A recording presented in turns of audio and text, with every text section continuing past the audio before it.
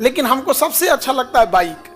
उससे आपको ना, बाइक से चलिएगा तो समाज, सड़क पे चलते हर दिन आपको कोई ना कोई लेसन सीखने को मिलेगा।